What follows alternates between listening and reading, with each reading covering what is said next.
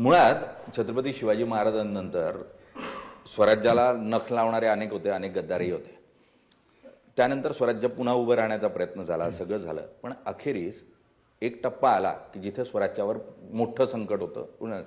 शिवसेना ही पूर्णतः संपून जाईल आणि ठाकरेंचं अस्तित्व राहणारच नाही, अशा स्वरूपाचं एक जे भविष्यवाणी केली जाते महापालिकेच्या निमित्ताने. असे पोपटवाले खूप आहेत भविष्यवाले, आणि त्यांचं तेच आहे. म्हणजे ते फक्त कुंडल्या काढून बसतात आणि लोकांना उल्लू बनवतात. तर असे हे पोपटपंची करणारे खूप आहेत. ते संपून गेले की शिवसेना तशीच राहिली. आणि तुम्ही जो मुद्दा मांडलात ना, तोच लक्षात घेण्यासारखं आहे की कोणीतरी म्हणालं की आता शिवसेना राहणार नाही. काल भाजपचेच कोणते, त्यांची काय कुवत आहे, काय लायकी आहे, ते म्हणाले विलासरावांची आठवण पुसून टाकणार लातूरमधून.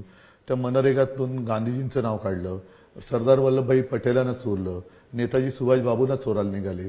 म्हणजे ही सगळी चोर कंपनी आहे. चोरांच्या हातामध्ये दुर्दैवाने असं म्हणेन की राज्य गेलेलं आहे. त्याच्यामुळे चोरांची लायकी काय. आधी म्हणजे मी आता विलासराव जरी आमचे राजकीय विरोधक होते, पण विलासराव होते. आणि महाराष्ट्राची संस्कृती सुसंस्कृत आहे. तुम्ही तुमची रेषा मोठी करा, दुसरी छोटी कशी करू शकता. आणि पहिलं तुम्हाला रेषा करणं, तुम्ही टिंब तरी आहात का?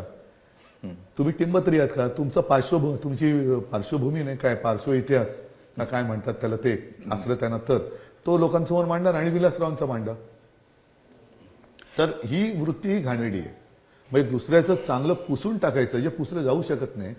हिटलर सुद्धा माजला होताच ना, पण आज जर्मनीत हिटलरचा द्वेष केला जातो.